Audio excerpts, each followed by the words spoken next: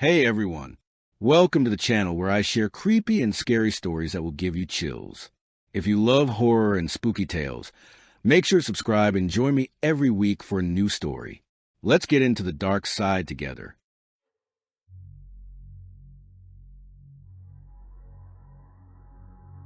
The mountain road twisted endlessly through thick forests, its cracked asphalt swallowed beneath a canopy of ancient pines that stretched toward the gray sky like skeletal fingers. A damp chill settled in the air, wrapping around the small yellow bus like a shroud as it crept deeper into the wilderness. The tires crunched on loose gravel, each bump echoing ominously through the cabin. Eli sat behind the wheel, muscles tense, eyes fixed on the narrow path ahead. 10 teenagers filled the worn seats behind him, some chatting nervously, others staring silently out the windows. The forest pressed close to the bus windows, shadows flickering with the last rays of a dying sun. The silence inside was thick, a mixture of excitement and unspoken dread. "Almost there," Eli said quietly, his voice barely audible over the engine's rumble. Black Pine Camp. For weeks, no phones, no distractions. Just us in the forest. Maya shifted in her seat, clutching the strap of her backpack tightly.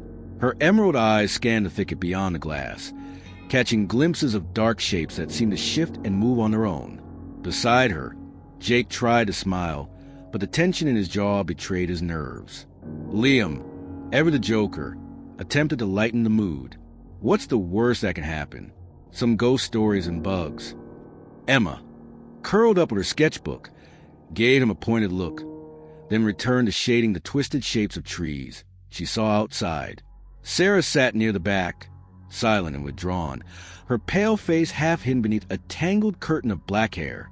Noah leaned against the window, his gaze distant, as if the forest held answers he dared not speak aloud.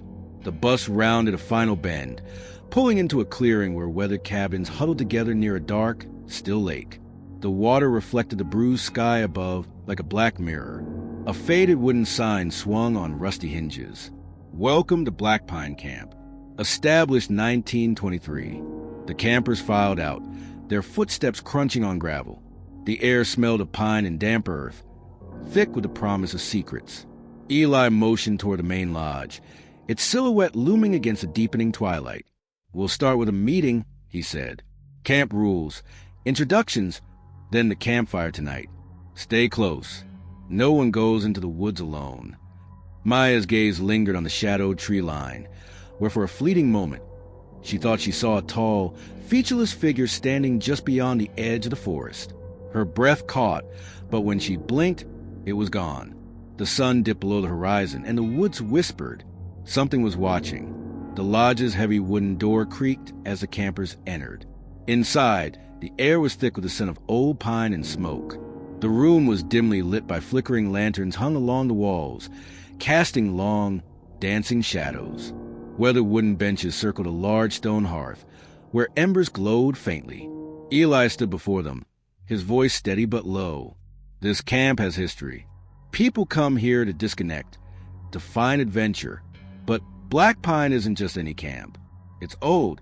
It holds stories of disappearances, of strange sounds, shadows that move when no one's watching." He paused, letting the silence hang heavy. Maya's eyes were fixed on the dying fire, her fingers twitching nervously. "Your safety depends on one thing: stick together. No one wanders off alone. We follow the paths, we check in, and we trust each other." Jake exchanged a nervous glance with Liam, who shrugged as if to say, "Whatever." "Tonight, we'll have a campfire meeting outside," Eli continued. "We'll share stories, some true, some folklore. But remember, there's truth in every story here." The group settled onto the benches, the quiet crackle of fire and the distant hoot of an owl, the only sounds. Outside, the wind began to stir, rattling the windows with a soft, eerie moan. Maya's heart pounded as her gaze drifted again to the window, to the black forest beyond. A flicker of movement. No, a shape caught her eye. A tall figure stood just beyond the trees, featureless and still. She blinked. It was gone. Later, the campers gathered around the fire pit, the flames flickering in the growing darkness. The air was sharp and cold, every breath a cloud of mist. Faces were illuminated by firelight, eyes bright with nervous excitement. Eli began, voice low and steady. Black pine holds secrets. Some say there's a faceless being here. No eyes, no mouth, no features, just a blank slate. They say if you look at it directly, you see the faces of those it's taken, frozen and screaming. Maya swallowed hard, her hands clenched in her lap. Sarah spoke quietly. My brother disappeared here last year. No one knows what happened. Some say he saw it. A nervous laugh broke the tension. Liam's attempt to dismiss the fear, but it was hollow. Suddenly, a rustling came from the tree-line. The campers froze, eyes scanning the darkness beyond. A chill swept over the group as a faint whisper rose in the trees, barely audible but unmistakable. Look away. The fire flickered violently. Shadows seemed to stretch and bend, twisting into grotesque shapes. Maya's breath caught. Something was there, watching, waiting. The night grew colder. The fire sputtered, struggling against the chill that seeped from the forest. Whispers grew louder, swirling through the air like 1,000 lost voices. Suddenly, a scream shattered the night, a sound so raw and primal it made hearts seize. The campers scrambled, panic breaking loose. Eli shouted orders, but the chaos had begun. From the edge of the trees, the faceless figure emerged, its surface shifting grotesquely with dozens of tiny, distorted faces frozen in silent screams. The campers huddled close, eyes wide with terror. The nightmare had begun. Egan was the nightmare none of them could have imagined. The faceless figure loomed just beyond the firelight, an impossible silhouette that seemed to absorb the surrounding darkness. The twisted faces frozen on its blank surface whispered in a chorus of silence, each one a frozen scream echoing through time.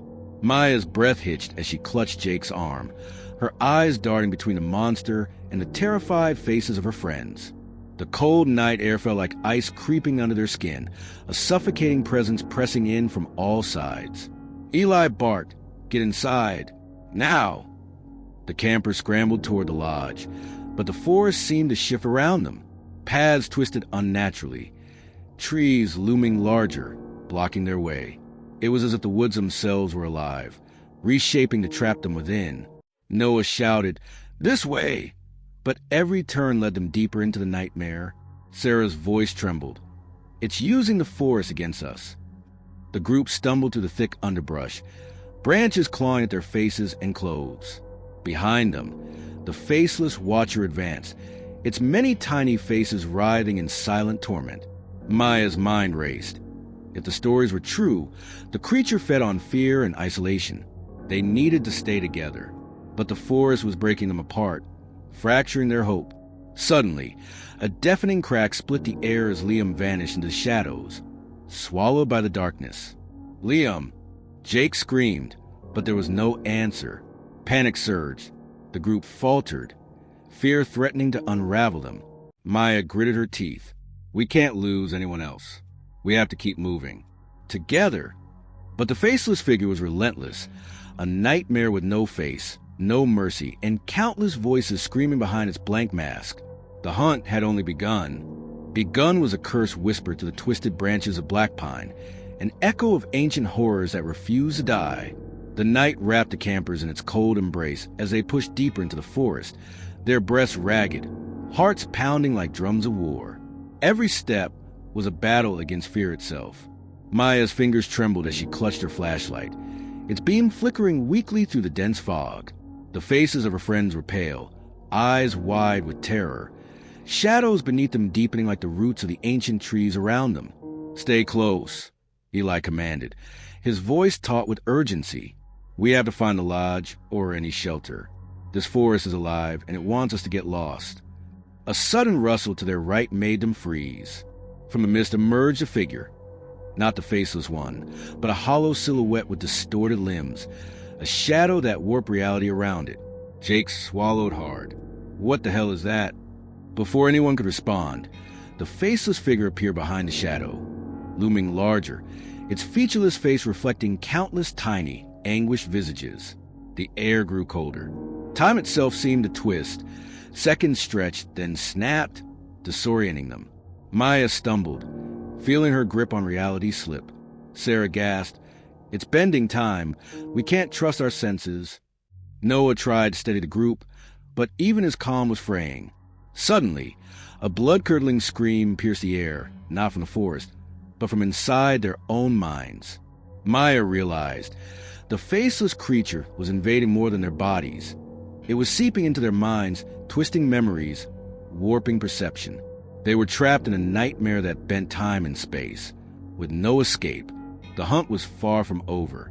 Over and over, the faceless shadow stalked them, a relentless force without mercy or pause. The forest had become a labyrinth, each path twisting and folding upon itself, impossible to navigate.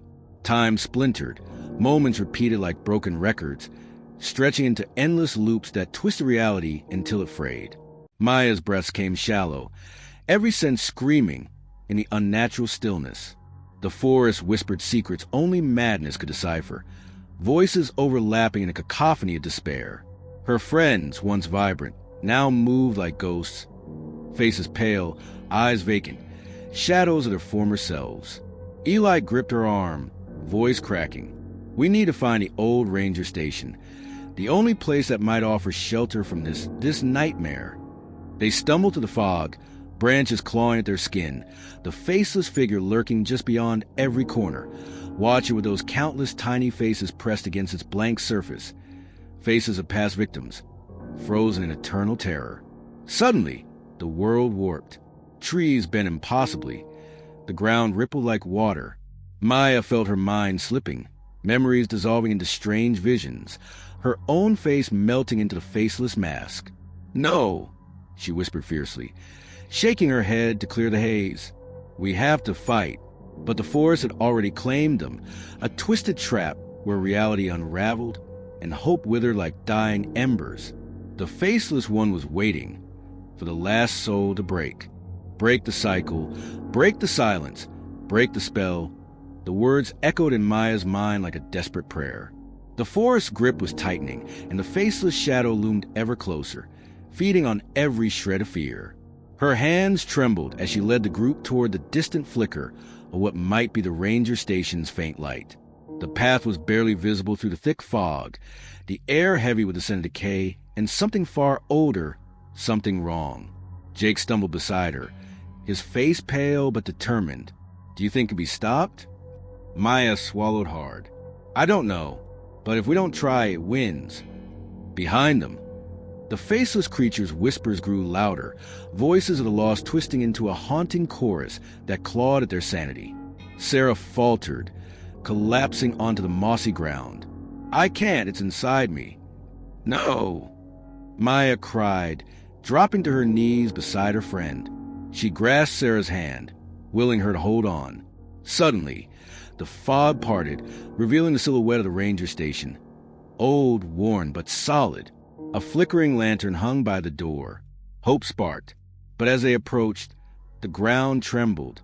The faceless figure rose in the shadows, its blank face fractured into 1,000 screaming mouths, each echoing their deepest fears.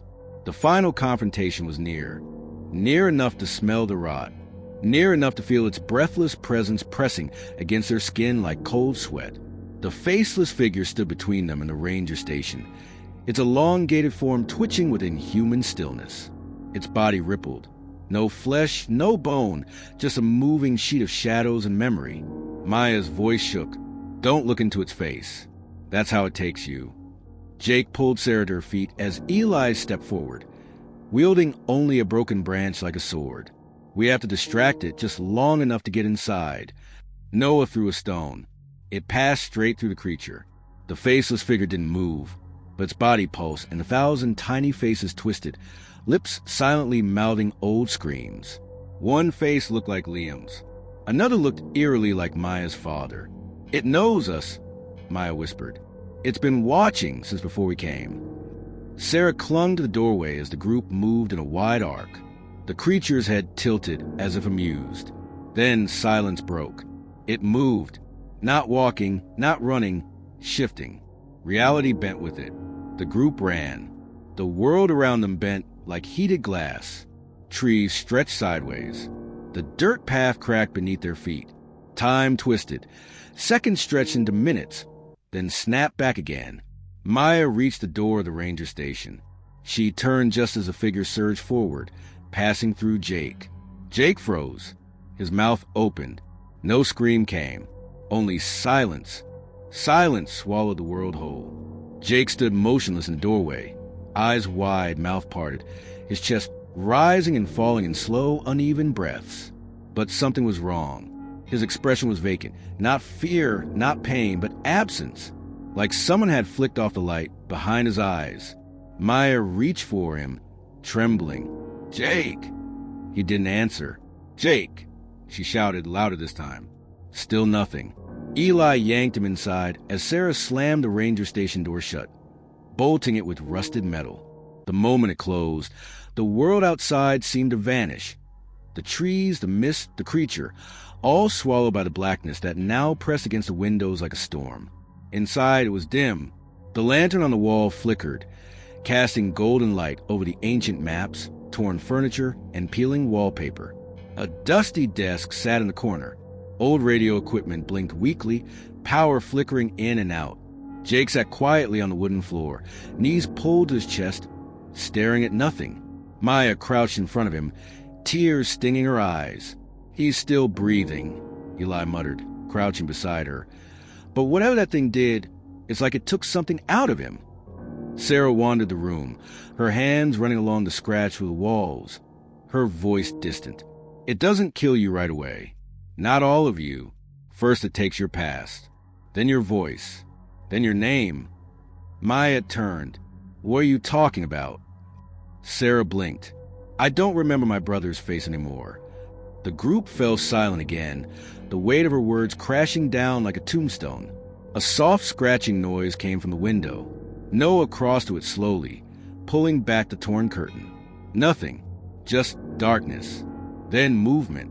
A pale face pressed to the glass. No eyes, no mouth, only a canvas of faces. It was smiling, though it had no mouth, just a smooth canvas where a face should be, stretched taut like damp parchment. Beneath the skin, 1,000 others twitched and shifted, their tiny mouths open in silent screams. Some of them looked familiar now. Maya stared, frozen. One face embedded near the top of the faceless creature's head was Jake's. Flickering, melting, reforming. He hadn't moved from where he sat on the floor, but his face, his essence, was already being absorbed. "No," she whispered. The creature remained at the window, unmoving, waiting, watching. Eli stumbled back. "It doesn't need to break in. It just waits for you to give up." Sarah nodded slowly, almost in trance. "It feeds on time, on memory. The longer you're near it, the more you become part of it." Jake stirred for the first time since the attack. His mouth opened, and in a voice that wasn't his own, he said, "It's always been here. We just weren't looking." Then he collapsed, unconscious. Noah turned to the old radio on the desk. "If there's a way out, maybe someone's listening." He flipped the switch. Static, then a faint click. A voice. "Black Pine, come in. You're not safe. It knows. It remembers. It never forgets." The voice cut out.